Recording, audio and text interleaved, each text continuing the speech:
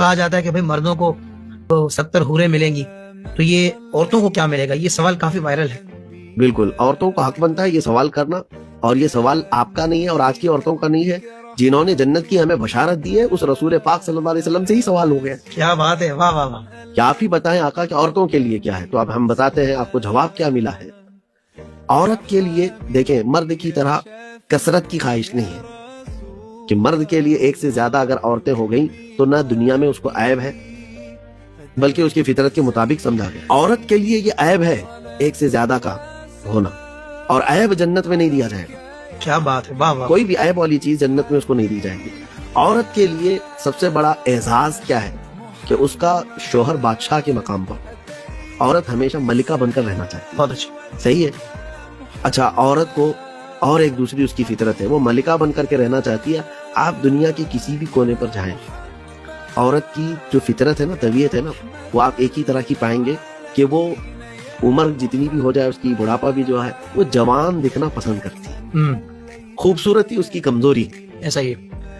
جو high level کی خوبصورت عورتیں ہیں وہ بھی اور خوبصورتی چاہتی ہے۔ بالکل ایسا ہی۔ تقریباً عورت کی فطرت یہ ہے کہ وہ بہت ہی زیادہ حسن و جمال کی خواہش مند ہے۔ اب سنیں، عورت کو کیا دیا جا رہا ہے؟ اس کو وہاں پر جنت میں اس کا ہی شوہر دیا جائے گا، سبحان اس کا شوہر جو ہے، اور وہ بادشاہ کی حیثیت سے اس کو دیا جا رہا ہے، اور یہ ملکہ بن کر کے رہ رہی ہے اس کے ساتھ، اور حسن و جمال اتنا کہ جنت کی 70 حوروں کے برابر اس کا ایک حسن ہوگا۔ بلکہ بعض جگہ یہ فرمایا گیا کہ 1000 حوروں کا حسن تنہا ایک جنتی عورت کو دیا جائے گا۔ اچھا، یہ بھی فرمایا گیا؟ یہ بھی۔ سبحان اللہ۔ اب اس سے بڑھ کر کے نعمت اس کو کیا مل رہی؟ واہ واہ واہ، سبحان اللہ۔ ایک مرد کی بعض اوقات ایک سے زائد دنیا میں بیویاں ہوتی ہیں، اس کی شادیاں ہوتی ہیں، تو اب سوال یہ ہے کہ جنت میں پھر اس کی بیوی کون سی ہوگی اس میں سے؟ دنیا میں جتنی بیویاں تھی وہ جنت میں بھی اس کی بیویاں ہیں، اسی طرح کے حسن و جمال کے ساتھ اس کو بیویاں دی گئی۔ لیکن میں آپ کو یہ کہتا ہوں، کبھی ایسا ہوتا ہے کہ عورت ایک شوہر کے ساتھ تھی، شوہر کا انتقال ہو گیا، بیوہ تھی، اور اس کے بعد پھر دوسرے مرد سے اس کا نکاح ہو گیا، یا کبھی جو ہے ایک مرد کے نکاح میں تھی، طلاق ہو گئی، اب پھر اس کے بعد دوسرا مرد اس کے نکاح میں ہے، وہ کس کے ساتھ ہوگی؟ اب یہ عورت کے لیے مسئلہ ہے، یہ اصل مرد کے لیے تو مسئلہ واہ نہیں، واہ واہ واہ۔ مرد کے لیے کوئی مسئلہ نہیں، عورت کے لیے مسئلہ ہے۔ اس میں فقہائے کرام کے الگ الگ اقوال ہیں۔ ایک قول تو یہ ہے کہ عورت کو اس کا آخری جو زندگی میں شوہر رہا وہ دیا جائے گا، صحیح، کہ جس کے ساتھ اخیر میں رہی وہ دیا جائے گا۔ ایک قول یہ ہے کہ ان شوہروں میں اگر اس کے 2 ہوئے تھے یا 3 ہوئے تھے دنیا میں، سب سے زیادہ اخلاق والا اور سب سے زیادہ جو اسے محبت کرتا تھا وہ اس کو جنت میں دیا جائے گا۔ واہ واہ واہ۔ اور تیسرا قول یہ ہے کہ اس عورت کو ہی اختیار دیا جائے گا، جس کے ساتھ تو رہنا چاہے وہی تیرا بادشاہ ہے۔ واہ واہ، زبردست، سبحان اللہ۔ تو عورت کو یہ جو اختیارات جنت میں دیے جا رہے ہیں، واہ واہ واہ، تو اس سے بڑھ کر کے اس کو نعمت کیا ہے کہ دنیا میں تو اس کے پاس اتنے اختیارات نہیں ہیں۔ واہ واہ واہ۔ عورت کو اس کی سوچ سے زیادہ ملتا ہے جنت میں۔ یہ جو ایک پروپیگنڈا ہے، ایک ڈھکوسلا ہے عورتوں کو گمراہ کرنے کے سوالات جو باطل قوموں کی طرف سے آتے ہیں کہ یہ مردوں کی ہوس کے لیے جنت بنائی گئی ہے، عورتوں کا کچھ نہیں ہے۔ عورتوں کا تو بہت ہے جنت میں، واہ واہ واہ۔ عورتوں کا بہت ہے جنت میں۔ وہ باضابطہ پورے جنت کے محلات کی ملکہ ہیں، اور ان کو اختیار دیا جا رہا ہے، وہ جس کے ساتھ رہنا پسند کریں گے۔ اگر دنیا میں مختلف شادیاں ہوئی تھی تو اس سے بڑھ کر کے اور نعمت کیا ہے؟ سبحان اور اللہ۔ حسن و جمال 1000 حوروں کے برابر کا دیا جا رہا ہے۔ یہ تو یہ کمال دنیا کے سارے پاؤڈر اور میک اپ اور لالی مل کر کے ایک حور کا حسن نہیں پیدا کر سکیں گے۔ کیا بات ہے، کیا بات ہے، واہ واہ۔ مفتی ابراہیم علیہ السلام نے جب یہ عرض کیا کہ مولا تو مردوں کو زندہ کیسے کرتا ہے، تو رب نے کیا فرمایا کہ کچھ پرندے لے لو، ان کو ذبح کرو، اور سارے پرندے جو 4 الگ الگ پرندے آپ نے لیے تھے، تیسرے پارے میں اس کا ذکر ہے، تو آپ نے ان کا گوشت کا قیمہ بنایا اور سب کو ملا دیا، اور اس کے بعد 4 پہاڑوں پر ان پرندوں کے گوشت رکھ کے آئے اور ان کے سر اپنے پاس رکھے تھے۔ یہ واقعہ ہے تیسرے پارے میں۔ اور پھر حضرت ابراہیم علیہ السلام کو یہ اللہ کے حکم سے آپ کر رہے تھے۔ میں یہاں پر انٹرسٹنگ چیز عرض کر رہا ہوں، 4 پرندوں کو آپ نے نام لے کر بلایا، وہ آ گئے، اپنے گوشت سے مل گئے، جسم بھی بن گیا اور اپنے اپنے سر سے جڑ گئے اور زندہ ہو کر نکل پڑے۔ ابراہیم علیہ السلام کا اللہ کریم کی بارگاہ میں سوال تھا کہ میں دیکھنا چاہتا ہوں، تو اللہ نے قدرت کا مشاہدہ کروایا۔ لیکن کون سے پرندے تھے آپ کو پتا ہے؟ 4 پرندے جو لیے تھے۔ یہاں صوفیہ اکرام کی بات بڑی انٹرسٹنگ ہوتی ہے۔ ان میں سے ایک مرغا تھا، ایک کوا تھا، ایک کبوتر تھا، ایک مور تھا۔ چاروں نام ذہن نشین کرے، اس میں حکمت ہے۔ مرغا ہے، کوا ہے، کبوتر ہے اور مور ہے۔ اب یہاں پر آتے ہم، صوفیہ اکرام فرماتے ہیں در حقیقت ان 4 پرندوں کو ابراہیم علیہ السلام نے جو لیا ان میں چاروں کی ایک ایک خاصیت ہے. مرغا شہوت میں بہت زیادہ ہے، کوا لالچ میں بہت زیادہ ہے، اس کے اندر یہ برائی ہے. صحیح. اور کبوتر بہت جلدی دوستی کرنے کا عادی ہے، صحیح. جلدی دوست بن جاتا ہے. اور مور جو ہے نمائش کا عادی ہے، اپنے حسن کا اظہار کرنا اس کا بڑا شوق ہے. تو فرماتے ہیں سبع سنابل شریف میں یہ بات ہے کہ در حقیقت یہ چار پرندوں کا ذبح نہیں تھا، بلکہ شہوت کو ذبح کرو، اللہ اکبر، لالچ کو ذبح کرو، واہ جی واہ، اور یہ ایرے غیرے کی دوستی کو ذبح کرو، اور نمائش کو، ریاکاری کو ذبح کرو. تو صوفیاء اکرام تو دیکھیں ہر حکم کا کچھ نہ کچھ مفہوم اخذ کرتے ہیں، راز لیتے ہیں، اور پھر فرماتے ہیں کہ آج بھی بندہ ان چار چیزوں کو ذبح کرے وہ قدرت کے مشاہدے دیکھے. وما خلقت الجن والانس الا ليعبدون، ہم نے انسانوں اور جنات کو صرف اپنی عبادت کے لیے پیدا کیا ہے. ما اريد منهم من رزق وما اريد ان يطعمون، ان سے صرف اور صرف عبادت ہی کا مقصد رکھا گیا ہے، جنات کی پیدائش اور انسانوں کی پیدائش کا. ایک بات میں آپ کو بتاتا ہوں، جس مقصد کے لیے جو مشین بنی ہے اگر اس مقصد کے لیے وہ کام نہ کرے تو وہ بھنگار میں چلی جاتی ہے، کباڑ میں ڈال دیا جاتا ہے.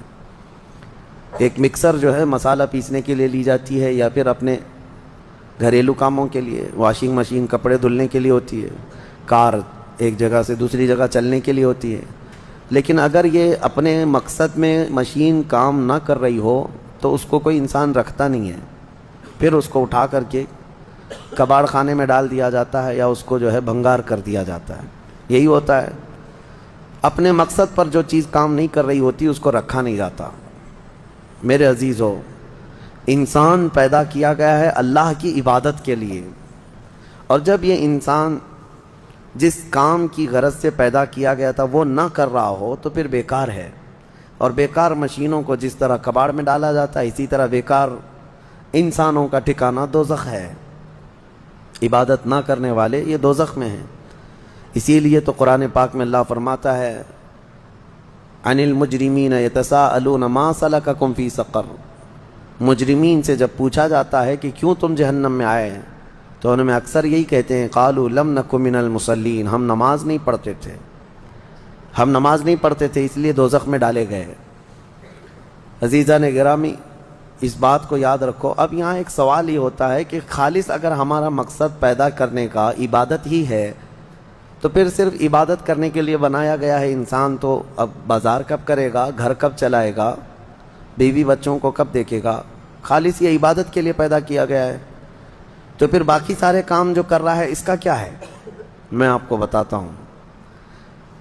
فرمایا کہ اگر کسی نے فجر کی نماز کی غرض سے مسجد میں داخلہ لیا، مسجد میں آیا، نماز پڑھا، اور پھر اس کے بعد مسجد سے باہر نکلتا ہے، مسجد سے باہر یہ سوچ کر کے نکلتا ہے کہ مجھے ظہر میں واپس آنا ہے، ظہر کی نماز پڑھنی ہے، تو فجر سے لے کر ظہر تک جو جو کام کیا اس نے وہ سب عبادت میں شمار ہوگا، کیونکہ وہ انتظار میں تھا دوسری نماز کے.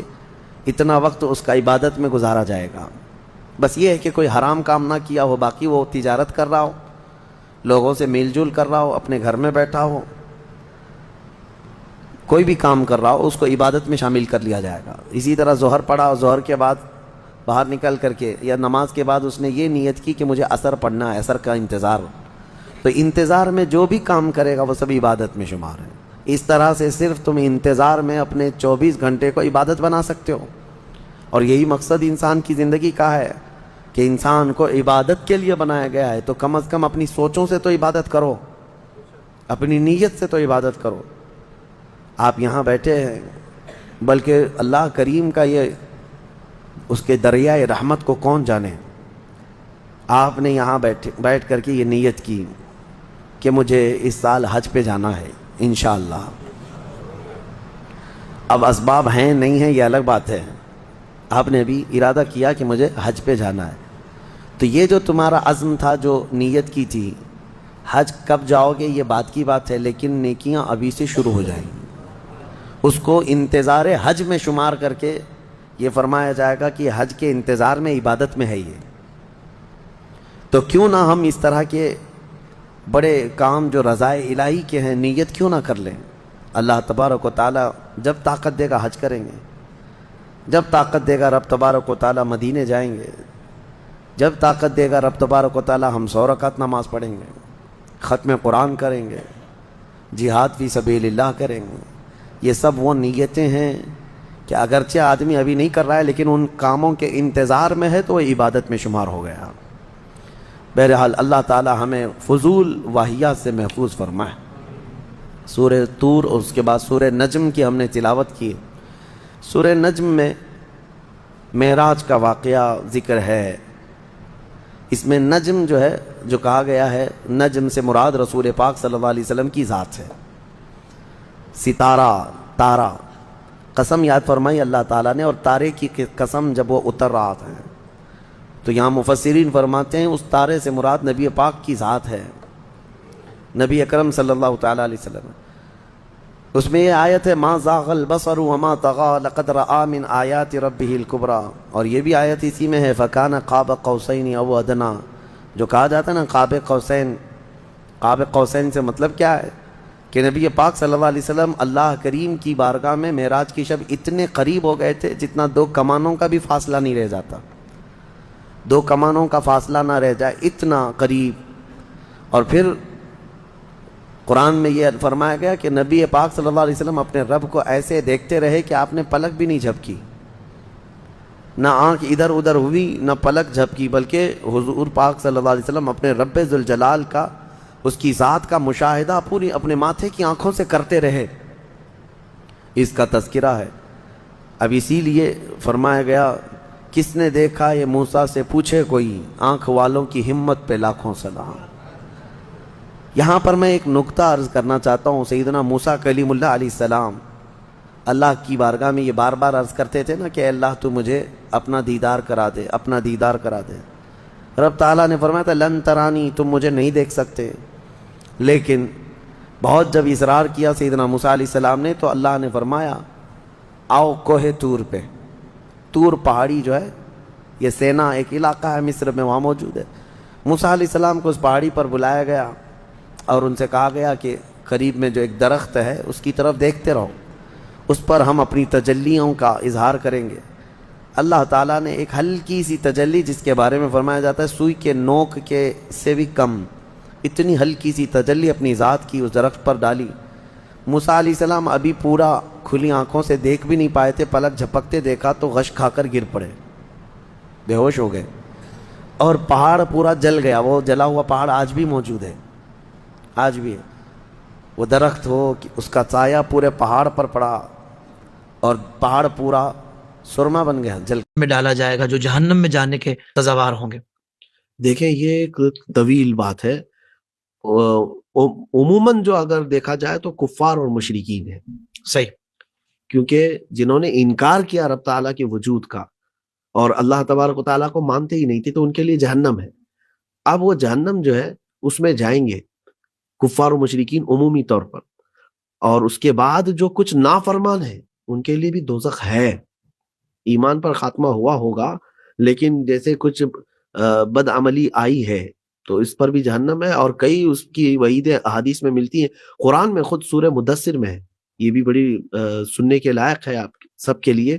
یتساءلون عن المجرمین ما سلککم فی سقر، پوچھ رہے ہوں گے کہ سقر نے تم کو کیوں پکڑ لیا ہے، جہنم میں تم کیوں آ گئے؟ جی، جواب سنو، اکثر جہنمیوں کا جواب ہوگا لم نکو من المصلین، ہم نماز نہیں پڑھتے تھے۔ اللہ اکبر۔ اکثر جہنمی یہ کہیں گے۔ یہ میں کفار و مشرکین کی بات نہیں کر رہا ہوں، کفار و مشرکین تو دردناک عذاب میں گرفتار ہو چکے، لیکن یہاں مومنین جو دنیا سے گئے ان میں سے سب سے زیادہ جو جہنمی ہوں گے وہ یہ کہیں گے لم نکو من المصلین، ہم نماز نہیں پڑھتے تھے۔ آگے کہیں گے وَلَمْ نَكُ نُطْعِمُ الْمِسْكِينَ، ہم مسکینوں کو کھانا نہیں کھلاتے تھے۔ اللہ اکبر۔ یہ آیات ہیں یہاں پر سورہ مدثر میں، لیکن اندازہ کیجئے آپ کہ نماز نہ پڑھنے والے اکثر جہنم میں جائیں گے، اکثر جہنم میں جائیں گے۔ اس لیے جن لوگوں نے، جن نوجوانوں نے نماز کو ہلکے میں لیا ہے، میں بار بار ریکویسٹ کرتا ہوں اتنا آسان نہ سمجھو۔ رب تبارک و تعالیٰ تمہیں کون سی نعمت نہیں دیا ہے، ساری نعمتیں تمہیں دنیا میں دی گئی ہیں، اور کل نمازیں تم سے کتنی پڑھوائی جا رہی ہیں؟ 5 وقت کی. اگر آپ ان کو کیلکولیٹ کریں گے نا، یہ کل ملا کر کے 1 گھنٹے کی ہیں. فجر کی، ظہر کی، عصر کی، مغرب کی، عشاء کی، جو ان میں ٹائم لگتا ہے وہ ٹائم کو آپ کیلکولیٹ کریں گے تو 1 گھنٹہ یا 1.5 گھنٹہ، اس سے زیادہ نہیں. باقی تمہاری زندگی کے ہر دن 23 گھنٹے تمہارے پاس ہیں. اللہ، کیا اپنے رب ذوالجلال کے لیے اپنے دن کا 1 گھنٹہ تم اللہ کے لیے نہیں دے سکتے؟ وہ ایک سجدہ جسے تو گراں سمجھتا ہے 1000 سجدوں سے دیتا ہے آدمی کو نجات. اللہ، تمہیں معلوم ہے در در کی ٹھوکریں کھاتے ہو. حیرت ہوتی ہے حافظ صاحب، کبھی میں ایک مرتبہ دیکھا ایک نوجوان، میں فجر کی نماز پڑھانے کے لیے جا رہا تھا. اس وقت ٹھنڈیوں کی راتیں بھی تھی اور صبح اٹھ کر کے فجر میں جانا اپنے آپ میں ایک چیلنج ہوتا ہے. لیکن اس وقت 5 یا 5:30 بجے کی قریب کچھ نماز کا وقت تھا. نوجوان کو دیکھا پسینے میں شرابور ہے، ٹھنڈیوں کے دن ہے، اور دوڑے دوڑے گھر کی طرف جا رہا تھا. میں نے پوچھا کہاں سے؟ کہا جیم کر کے آ رہا ہوں. یعنی صبح صبح ٹھنڈیوں کے وقت جو ہے جیم کر کے آیا، لیکن بعد میں پتا چلا کہ وہ نماز میں بھی نہیں ہے. اللہ. اب یہ تو ایک میرے سامنے نظر آنے والی چیز کو میں نے دیکھا اور دل میں سوچا کہ بھاری بھرکم چیزیں اٹھاتے ہو پسینے میں، ٹھنڈیوں کی راتوں میں اپنے آپ کو شرابور کر لیتے ہو. یہاں تو رب تبارک و تعالیٰ نے صرف 2 رکعت فرض، 2 رکعت سنت تھی، جن میں سجدے کتنے ہیں، رکوع کتنے ہیں. اللہ، کون سا بڑا تمہارے اوپر بار تھا، بوجھ تھا؟ بس تمہارے دل کے نفاق نے تم کو نماز سے دور کیا اور ان محنتوں میں تو لگایا لیکن اللہ کے حضور آنے نہیں دیا.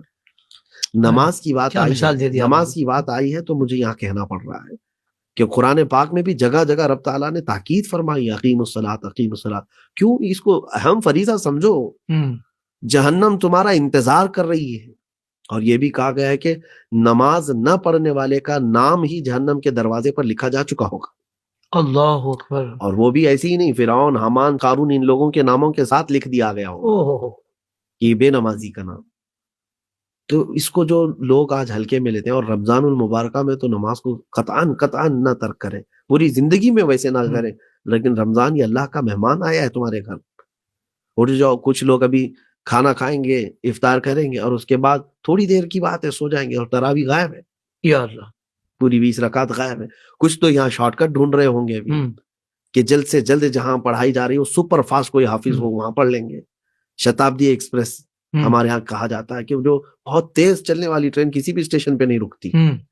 وہ حفاظ کے لیے بھی وعید ہے جو قرآن پاک کو اس طرح سے انداز سے پڑھاتے ہیں، اور پھر ان لوگوں کے لیے بھی جو آسانیاں ڈھونڈتے ہیں. قرآن پاک کہتا ہے وَإِنَّهَا لَكَبِيرَةٌ إِلَّا عَلَى الْخَاشِعِينَ. نماز جو ہے یہ بھاری کس پر ہوتی ہے؟ اللہ سے ڈرنے والے پر بھاری نہیں ہے، یہ منافقین کے لیے بھاری ہے. اللہ اکبر. ان کی نشانیاں بھی کیا بتائی گئی ہیں قرآن پاک میں کہ ان المنافقین یخادعون اللہ وهو خادعهم واذا قاموا الى الصلاة قاموا كسالى. منافقین کی یہ اللہ تعالیٰ مثال بتا رہا ہے. اللہ کو دھوکہ دینا چاہتے ہیں، جب نماز قائم ہوتی ہے یہ کھڑے تو ہو جاتے ہیں لیکن سستی میں، کاہلی میں. ان کی وعید آئی ہے جو سستی اور کاہلی میں. فویل للمصلین الذین هم عن صلاتهم ساہون. ویل ہے، جہنم کی وادی ہے ان نمازیوں کے لیے جو اپنی نمازیں بھولے ہوئے بیٹھے ہیں یا آرام سے پڑھنا چاہتے ہیں، تاخیر کر کے پڑھنا چاہتے ہیں. تراویحوں میں اب یہ دیکھیں گے ابھی حافظ رکوع میں جا رہا ہے اور ادھر یہ دوڑتے ہوئے آ رہے ہیں. یعنی اتنی چیز بوجھ ہے تمہارے لیے. 3 گھنٹے 4 گھنٹے فلموں کے سامنے بیٹھ جاتے ہو، کرکٹ کے سامنے بیٹھتے ہو، فٹ بال کے سامنے بیٹھتے ہو، کبھی طبیعت میں ملال نہیں، اکتاہٹ نہیں، اور اللہ کریم کی بارگاہ میں عبادت کرنے کے لیے سر بھی بوجھل ہو گیا ہے. اللہ. اور جس رحمان کا کھا رہے ہو اس کی سلطنت میں رہ رہے ہو، اور قیامت کے دن تو پھر تمہیں عذاب کے لیے تیار رہو. تو جہنم کے عذابات جو آپ کہہ رہے ہیں حقدار کون ہے، ویسے تو ایک بڑی طویل فہرست ہے، لیکن قرآن میں جو سختی کے ساتھ بیان کیا گیا ہے ویل ہے، سقر ہے بے نمازیوں کے لیے، بے نمازوں کے لیے. تو آپ نے بہترین سوال کیا ہے کہ جب کسی سے گناہ ہو جائے تو پھر اس کا ازالہ کیسے. دیکھیں اسلام میں ایک کانسیپٹ ہے توبہ کا. توبہ تو بندہ جو ہے جب رب تبارک و تعالیٰ کی بارگاہ میں واپس آ جائے، پلٹ آ جائے، تو اسی پلٹنے والی کیفیت کا نام توبہ ہے. سبحان اللہ، سبحان اللہ. تھپڑ مارنے گال پر اس کا نام نہیں ہے، اور نہ ہی کان پکڑنے کا نام ہے. پلٹ آنے کا نام اللہ تبارک و تعالیٰ کی طرف سے پھر سے آ گیا اسی جگہ پر جہاں رب تعالیٰ کی منشا ہے، مرضی ہے، یہ توبہ ہے. اور توبہ کے متعلق تو فرمایا ہے قرآن تو کہتا ہے ان اللہ یحب التوابین و یحب المتطہرین. یہ ازالہ میں بتا رہا ہوں, ابھی میں نے توبہ کی آپ کو تعریف نہیں بتائی. سمجھ گیا میں. ازالہ کہ بندہ جو ہے گناہوں کے بعد واپس اس دلدل سے کیسے آ سکتا ہے, تو اس کے لیے اللہ نے یہ دروازہ رکھا ہے توبہ کا. سبحان اللہ. اور رب تعالیٰ فرماتا ہے بے شک اللہ توبہ کرنے والوں کو پسند کرتا ہے اور پاک رہنے والوں کو پسند فرماتا ہے. سبحان اللہ سبحان اللہ. اب مصطفیٰ ظاہر بات ہے بنیادی سوال یہی ذہن میں آتا ہے کہ بھئی توبہ کہتے کسے ہیں, بیسیکلی اس کو بھی تو سمجھنے کی ضرورت ہے نا. اور ساتھ ہی یہ بھی ارشاد فرما دیجیے گا کہ کیا ہر قسم کا گناہ توبہ سے معاف ہو جاتا ہے؟ ہاں بالکل, آپ کو یہ بھی سمجھ کے چلنا چاہیے کہ توبہ ہے کیا چیز. جی. لوگوں میں یہ چیز جو پھیلی ہوئی ہے اس کا نام ہی توبہ نہیں ہے, جیسے کان پکڑ لیا, گال پر تھپڑ مار لیا, نہیں, بلکہ توبہ کے جو اصول ہیں, اس کے جو شرائط ہیں, اس میں پہلی شرط یہ ہے کہ جو کیا ہے گناہ یا جو برائی اس پر پچھتاوا ہو, نمبر 1. اچھا, شرمندگی تو ہونی چاہیے, میں نے جو کیا ہے وہ غلط ہے, ندامت ہو, تو ندامت آئی تو توبہ کا پہلا درجہ اس کے اندر آ گیا ہے. صحیح. دوسری چیز یہ ہے کہ عزم, کہ اب نہیں کروں گا, اب دوبارہ نہیں کروں. یہ توبہ کے میں شرائط بتا رہا ہوں, اصول بتا رہا ہوں. بالکل صحیح. اور پھر اگر جیسے حقوق ضائع کیے ہیں کسی کے تو اس حقوق کی تلافی بھی کرے. تو یہ سب چیزیں ملا کر کے جب بندہ توبہ کرتا ہے تو پھر اس توبہ کا اسے فائدہ بھی ہے, اور یقیناً فرمایا گیا کہ توبہ ما سبق, جو کچھ بھی ہوا ہے سب معاف کرتا ہے. یعنی اللہ تبارک و تعالیٰ توبہ کے ذریعے ساری چیزیں معاف فرماتا ہے, حتیٰ کہ کفر و شرک سے بھی بندہ توبہ کیا ہے تو معاف کر دیا جائے گا. اللہ اکبر. پچھلی زندگی اس کی معاف کر دی جائے گی. صحیح. اب آپ نے جو سوال کیا ہے کہ ہر قسم کا گناہ معاف ہوتا ہے توبہ جی سے, تو بالکل ہر قسم کا گناہ معاف تو ہوتا ہے, یعنی توبہ کرنا تمہاری ذمہ داری ہے. صحیح. اب قبولیت یہ رب تبارک و تعالیٰ کی شان ہے, بندوں میں سے کسی کو یہ کہنے کا حق نہیں کہ اس کی توبہ نہیں قبول ہوئی, اس کی توبہ نہیں قبول ہوئی. رب تبارک و تعالیٰ کی یہ منشا ہے اور اس کے فضل پر ہے, کیونکہ کفر سے بھی توبہ کرے گا, شرک سے بھی توبہ کرے گا تو اللہ تبارک و تعالیٰ معاف فرمائے گا. ایسا ہے کہ قرآن پاک میں جو فرمایا ہے کہ اللہ تعالیٰ فرماتا ہے ان اللہ لا یغفر ان یشرک بہ ویغفر ما دون ذلک لمن یشاء, کہ اللہ تبارک و تعالیٰ شرک کو معاف نہیں کرے گا. صحیح. اور اس کے علاوہ جو کچھ بھی ہے اس کو معاف کرے گا. اس سے مراد نہیں معاف کرے گا کیا ہے, بغیر توبہ کے گیا ہوا ہے تو. صحیح. اللہ اکبر. اللہ توبہ یعنی اس سے رجوع کیے بغیر گیا ہے دنیا سے, یہ معاف نہیں ہوگا. یہ معاف نہیں ہوگا. اللہ. ہاں, اگر دوسرے سارے گناہ ہیں, توبہ نہیں کیا تھا اور ویسے ہی چلا گیا دنیا سے, تو مولا کریم اگر چاہے تو وہ بھی معاف کر دے گا دوسرے گناہوں کی, لیکن شرک اور کفر نہیں معاف ہوگا. اللہ اکبر. اللہ اکبر. کبھی کبھی مصطفیٰ یہ بھی خیال آتا ہے کہ یار بار بار مطلب گناہ کرتا ہوں, توبہ کرتا ہوں, مگر بچ نہیں پاتا, پھر گناہ ہوتے ہیں. یہ سوچ کر بندہ پھر توبہ کرنا ہی چھوڑ دے کہ میں تو چھوڑتا ہی نہیں ہوں, تو کیا یہ مناسب ہے؟ یہ اس طرح کا جو خیال آ رہا ہے یہ شیطان کی چال بازیاں ہیں. چال بازیاں ہیں کہ شیطان اب تم کو یہ وسوسہ ڈال کر کے دور کرنا چاہتا ہے کہ بندہ توبہ کیا اور اس کے بعد پھر گناہ کیا, تو شیطان دل میں یہ ڈالتا ہے کہ تو دھوکے باز ہے, اللہ تبارک و تعالیٰ کو دھوکہ دے رہا ہے. نہیں, رب تبارک و تعالیٰ نے کہاں یہ فرمایا کہ ایک بار توبہ کرے گا تو معاف کروں گا, 2 بار کرے گا تو قبول ہوگا, پھر تیسری بار نہیں, بلکہ وہ تو رحمان, اس کی وسعت ایسی رحمت کی ہے, سمندر کے جھاگ کے برابر بھی گناہ ہو تو رب تبارک و تعالیٰ معاف فرمائے گا. اللہ اکبر. سبحان اللہ. بندے کو کبھی بھی مایوس ہو کر کے یہاں نہیں بیٹھنا ہے کہ اب کیا ہوگا, 80 سال کا ہو گیا, 70 سال کا ہو گیا, اب کیا ہوگا. یہاں پر مولانا کی ایک حکایت میں آپ کے سامنے عرض کرتا ہوں. مولانا جلال الدین رومی اس کو فرماتے ہیں کہ مدینے میں رہنے والا ایک بوڑھا شخص جو بانسری بجا کر کے اپنی کمائی کرتا تھا, روزانہ اس کا کام یہی تھا کہ بانسری بجاتا, اچھی راگ نکلتی تھی, لوگ اس کو پیسے دیتے تھے. لیکن جیسے جیسے بڑھاپا آیا تو اب سانس پھولنے لگ گئی, اب وہ لے بیٹھ نہیں پاتی, سر نہیں آ پاتے, اب لوگ سننا چھوڑ چکے, اب آمدنی نہیں ہے, بھوکا ہو گیا, کلاش ہو گیا. یہ جنت البقیع کی طرف آیا. یہ دور ہے حضرت عمر فاروق رضی اللہ عنہ. تو اب یہ آیا جنت البقیع میں آ کر کے اس نے اپنی بانسری توڑ دی, 80 سال کا ہو گیا ہے, اور رونے لگا, کہا کہ دنیا نے مجھے اب چھوڑ دیا ہے, اب میری کمائی کا جو ذریعہ تھا, نہ مجھ سے یہ بانسری بج پاتی ہے, نہ میں بجا پاتا ہوں, اور نہ میری آمدنی ہے. لیکن اب لوگ مجھ سے کترانے لگ گئے, راستہ چھوڑنے لگ گئے. میرے پالنہار, کیا تو بھی مجھے چھوڑ دے گا؟ اللہ, کیا میرا تو رزاق نہیں ہے, مجھے رزق تو نہیں عطا کرے گا. وہ بوڑھا درد سے رو رہا تھا اور روتے روتے وہاں پر غش کھا کر کے جنت البقیع میں گرا ہوا تھا. حیرت کی بات ہے کہ روایت میں بتایا گیا حضرت عمر فاروق رضی اللہ تعالیٰ عنہ مسجد نبوی میں اس وقت تھے تو آرام کر رہے تھے. رسول کریم صلی اللہ علیہ وسلم تشریف لائے. کہا عمر اٹھو، اللہ کا حکم ہے، اس کا ایک محبوب بندہ بھوکا ہے، اپنے گھر سے کھانا لے جاؤ، اس کو کھلاؤ. اللہ اکبر. حضرت عمر دوڑے دوڑے آئے اور لے کر کے کھانا اپنے گھر سے. جب یہاں تلاش کرتے ہیں کون ہے، ایک بوڑھا گرا ہوا ہے اور اس کو اٹھایا. کہا کیا بات ہے، یہاں کیوں سویا ہے، بھوکا ہے تو؟ اس نے کہا ہاں بھوکا تو ہوں، مجھے کھانے کی ضرورت ہے. لیکن امیر المومنین کو سامنے دیکھ کر کے تو کپ کپی بھی ہے کہ کہیں پکڑے ماریں گے، ابھی کیا کریں گے، سزا دیں گے. آپ نے اس کو توشادان کھول کر کھلایا بھی. اور جب کھایا تو اس بوڑھے نے پوچھا کیا آپ مجھے جانتے ہیں؟ حضرت عمر نے کہا مجھے نہیں معلوم، تو ہے کون؟ کہا پھر کھلانے کے لیے اتنی رات آئے؟ کہا اے نادان، یہ میرے گھر سے میں اپنے ارادے سے نہیں آیا، میں تو سویا تھا، خواب میں رسول رحمت صلی اللہ علیہ وسلم تشریف لائے اور کہا کہ فلاں ایک بندہ بھوکا ہے، اللہ کا حکم ہے، جاؤ اپنے گھر سے کھانا لے کر جاؤ، اسے کھلاؤ. جیسے ہی حضرت امیر المومنین نے یہ فرمایا، وہ بوڑھا چیخ مار کر کے گرتا ہے اور کہتا ہے کہ رحمان تیری رحمت کیسی، 80 سال تجھ سے دور رہا، آج آیا تو آج تو نے وقت کے خلیفہ کو کھانا دے کر میرے پاس بھیجا ہے. کوئی ایسا وقت ہے نہیں اللہ اکبر کہ جب گناہوں کی توبہ نہیں ہوتی ہو.